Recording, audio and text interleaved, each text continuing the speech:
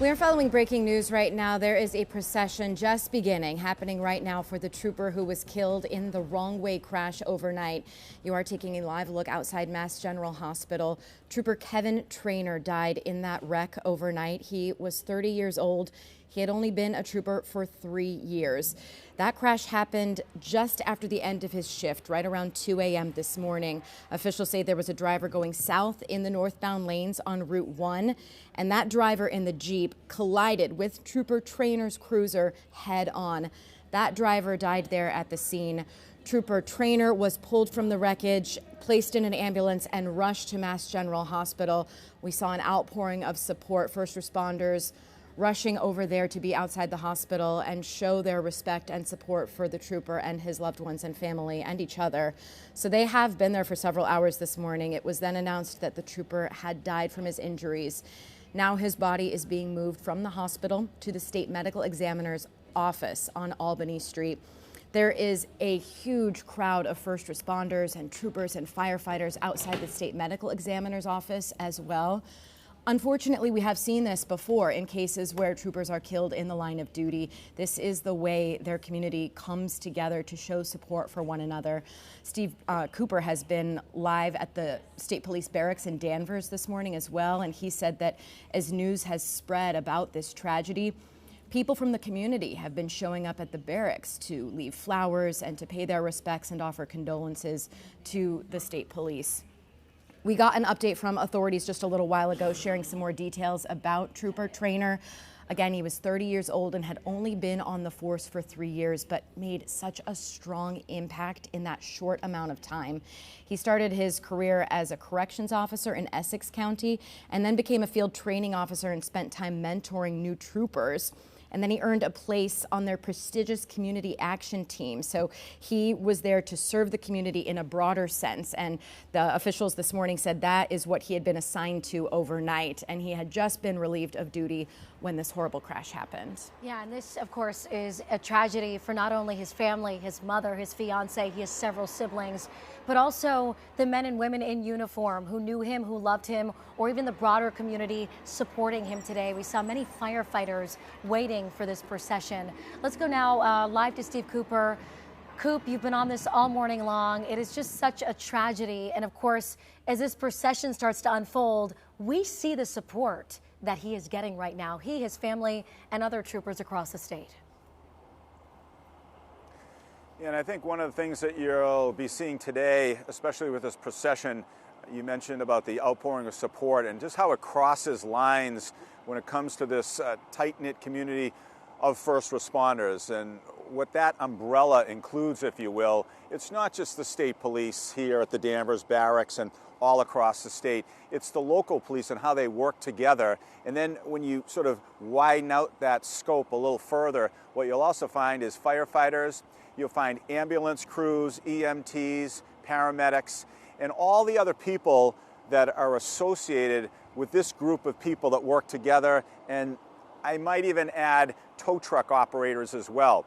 They all respond to these calls, and they get extremely difficult. In the most difficult conditions, they work together, they have each other's backs.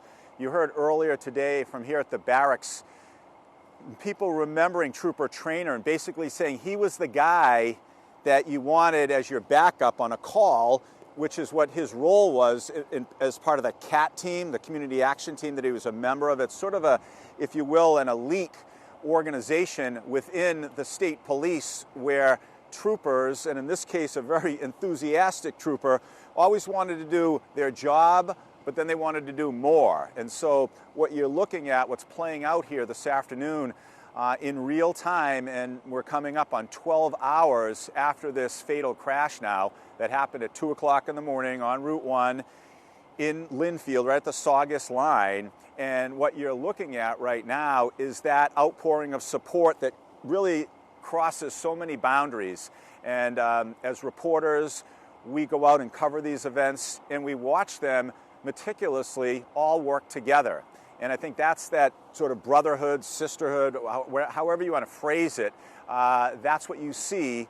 And then in these solemn hours, when one of those people, in this case a state trooper, 30 years old, just 3 years of experience on the state police force.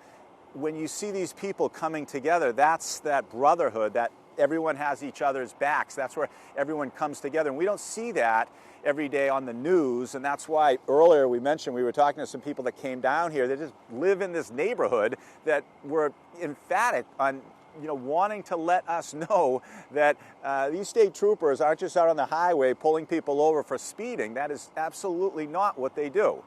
They're here, they're part of the community, they're part of the fabric of the community here, and you can look at their hours, you can look at the details, you can look at some of the calls that they go on, but neighbors here and people that we talked to, just everyday people that felt compelled to come down here, just wanted to share this message saying they're people too. They're people too. They have families, and you heard that from the colonel earlier today when he talked about Trooper Trainor, and he said he was stolen.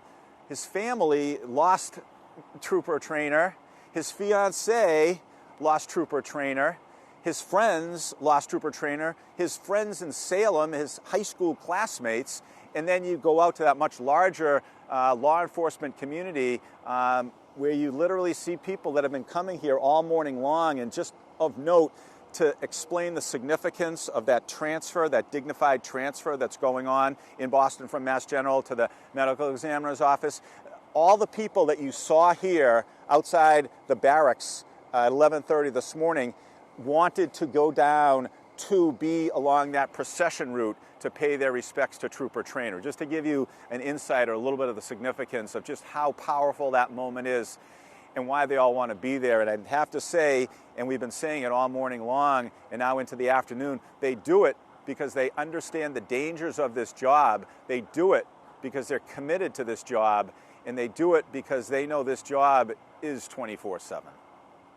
And Coop, when we heard state leaders discussing this investigation and giving us an update on that overnight crash earlier this morning, it really felt like they were speaking from the heart when they talked about Trooper Trainor's work in the department and the legacy that he's leaving behind, even just after such a short time.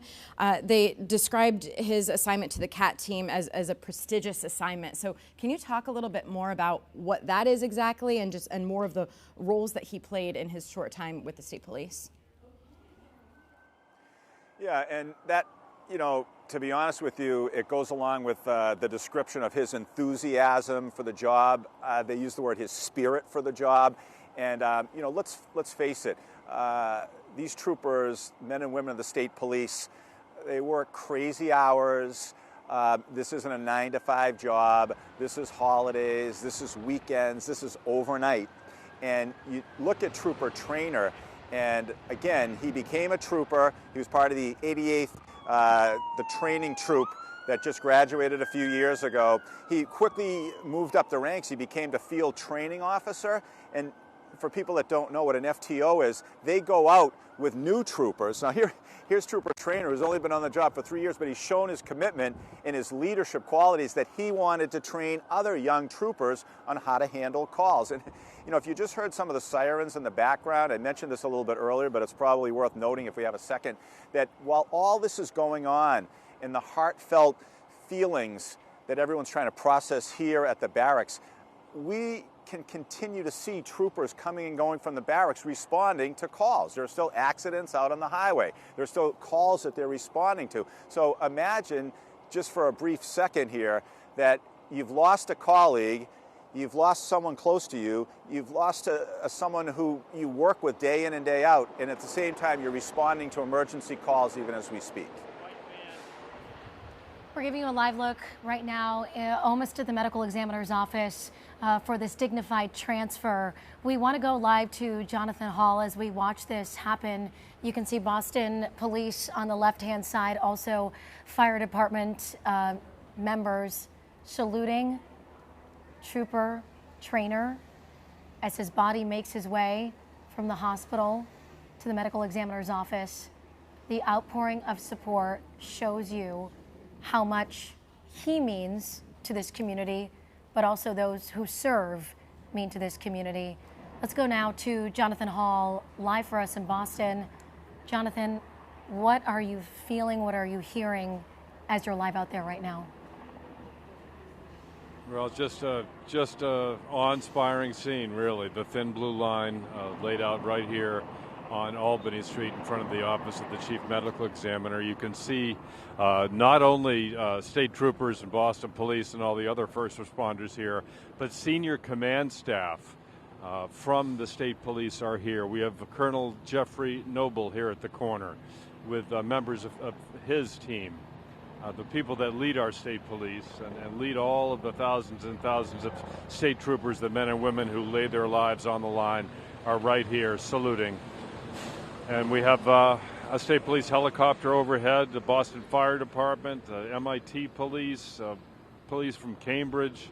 I saw police from Melrose here, Boston. They're all here to pay their respects to Trooper Trainor, who graduated from Salem High School in 2013. That would have been right around the time of the marathon bombing. And who knows, with a teenager, what role that might have played in his decision to go into law enforcement and become a corrections officer and eventually a state trooper who gave it all at age 30, a man who was engaged to be married and now whose life has been cut way too short. They're starting to disassemble here as the cortege, or not the cortege, but the procession makes its way around to the back of the building here.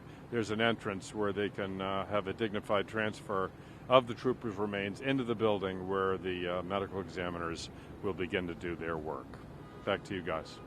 And Jonathan, we've been talking about the really impressive legacy that this young man is leaving behind, even though he was only with state police for 3 years. And they mentioned, too, how it seems like he comes from a family of people dedicated to public service. And someone at the press conference this morning asked Massachusetts State Police Colonel Jeffrey Noble, why did he want to become a trooper? And he sort of paused and reflected a moment and said that he spoke with some of those fellow troopers and that Kevin, Trooper Trainor, had an enthusiasm for public safety and wanted to broaden his horizons and serve the state.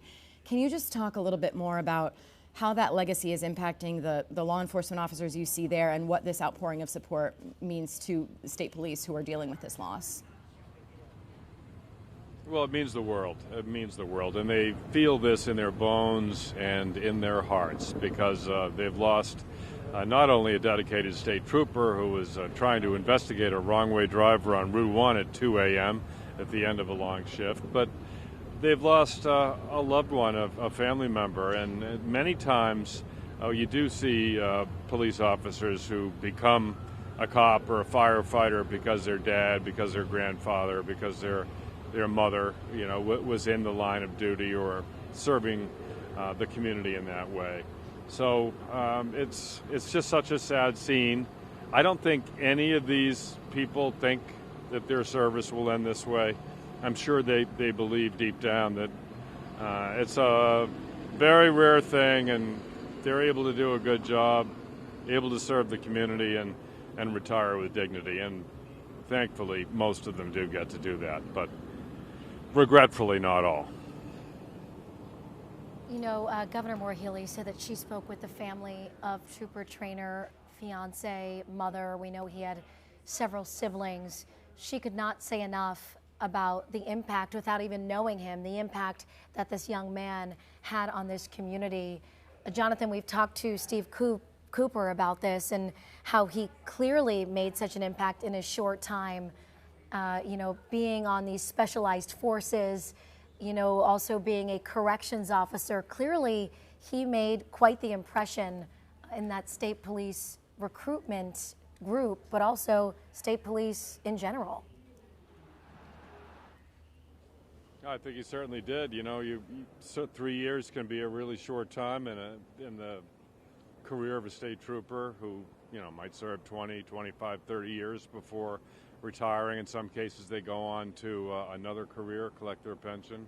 In some cases, they stay in as long as possible. But 3 years can certainly make an impact. You think about your career, someplace you might have been 2 or 3 years, and that can have a big impact, especially when you're young and you're in your late 20s and just getting used to a new job. You start to really feel the job, feel the streets, feel your officers, your fellow first responders, and they are going to definitely take this to heart. And we will see this play out in the coming days with a a funeral coming up, and you will likely have police officers here from all over the country if this happens, as we've seen so many, many times before.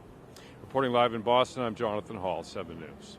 Jonathan, thank you. You've been watching breaking news coverage of a deadly crash from overnight. A Massachusetts state trooper, 30-year-old Trooper Kevin Trainor, killed in a wrong-way wreck on Route 1 in Lynnfield.